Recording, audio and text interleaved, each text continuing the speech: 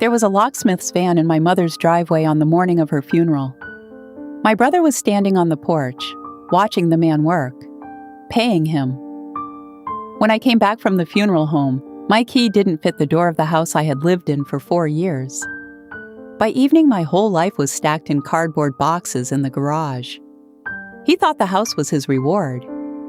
He didn't know our mother had written one sentence that was waiting for exactly this. My name is Helen. 4 years ago, Mom's knees gave out on the staircase of the old house on Maple Street. She called me that night, embarrassed, almost whispering. She'd sat on the bottom step for an hour before reaching the phone. I moved in that month, not as a guest. Before anyone asks, my mail came there. My name was on her caregiver paperwork at the clinic. My world shrank to the size of her good days, and I never once regretted it. We had a routine: oatmeal at 7, crossword at 9, and her chair by the window where the afternoon light came in. She'd pat my hand and say, "You gave up your quiet life for a loud old woman." I'd tell her the truth. "Mom, this is my life. There's nowhere else." My older brother, Greg, lived 40 minutes away and visited twice a year, always with a gift bag and a camera. Christmas photos with Mom, posted online before he'd even left the driveway. His wife Candace would walk the room slowly, like a woman at an open house, trailing one finger along the furniture. Once, through the kitchen wall, I heard Greg on the phone. "The house is basically mine anyway. Helen's just parked there." I never told Mom. I didn't have to. That spring, after one of his visits, she watched his car pull away and asked me very quietly, "If something happens to me, where do you go?" I laughed it off. She didn't. The next week, she had her lawyer come to the house. I made them tea and asked no questions. Mom died on a Tuesday, in her sleep, with the window cracked open the way she liked. The funeral was Saturday. I left the house at 8 to bring her dress to the funeral home. When I came back at 11, the locksmith's van was in the driveway. Greg met me on the porch. My porch, our porch, with a brand new key on his ring and his sunglasses still on. "We're keeping things orderly," he said, loud enough for the cousins on the lawn to hear. "The house goes through the estate now. You don't live here anymore, Helen." Candace had already been through my room. My clothes, my books, Mom's photo from my nightstand, boxed up in the garage, labeled in marker, Helen, Misk. 40 years of being his little sister, ending in boxes in a garage, in front of the whole family, 3 hours before we buried our mother. Somebody gasped. Somebody else suddenly needed to check on the flowers. I looked at Greg for a long moment, and I felt the words lining up, every one of them deserved. Then I looked at the black car idling at the curb, waiting to take us to our mother. "Not today, Greg," I said, "please." I took my old key off my ring, the one that no longer opened anything, and I kept it in my fist through the entire service. I buried my mother standing next to a man who had already erased me, and I said nothing. Quiet isn't surrender. Sometimes quiet is just dignity, waiting. I slept on my friend Dana's couch. 3 days after the funeral, an envelope found me there. Certified mail. Greg's lawyer's letterhead. "You have 7 days to remove the rest of your belongings from the property." Not a text. Not a misunderstanding. A signed demand. 7 days. For 4 years of oatmeal at 7 and crosswords at 9.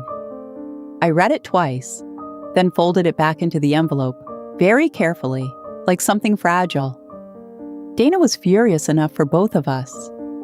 I just kept staring at one thought I couldn't name yet. Mom had asked me where I would go, which meant Mom had already known. The reading of the will was set for the following Thursday. Mr. Alder, Mom's lawyer for 30 years, and the executor of her estate, the same quiet man I'd once made tea for, called me himself. "Helen, you should attend in person," he said. and bring everything you've received in the mail. Not if you've received anything. Everything you've received. That's when my hands started to shake. Not from fear, from something I didn't dare call hope yet. Greg arrived in a suit with Candace and a folder of his own. Quotes from 2 realtors, I found out later. He sat down like a man collecting a prize. Mr. Alder read the simple parts first. The house and the savings, divided equally between the 2 children. Greg actually smiled. He was already reaching for Candace's hand. There is, Mr. Alder said, turning one page. A protective condition your mother added. Any beneficiary who within 1 year of my death attempts to evict Helen, deny her access to the residence, remove her possessions, or otherwise force her to leave, shall forfeit that beneficiary's entire share of my estate. That share shall pass to Helen. Silence. The kind that has weight. Greg started to say that nobody had forced anyone to do anything. And Mr. Alder placed a photocopy on the table, face up, and smoothed it flat with 2 fingers. Greg's own letter, certified, dated, signed. As executor, I am required to treat this as a trigger event, Mr. Alder said. You gave her 7 days, Mr. Carver. Your mother's will gave you 1 year. You didn't make it 1 week. Greg read his own letter 3 times, as if the words might rearrange themselves out of mercy.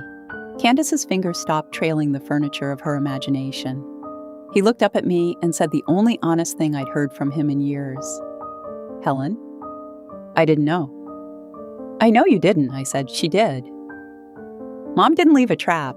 She left a test. And he had failed it in writing, by certified mail.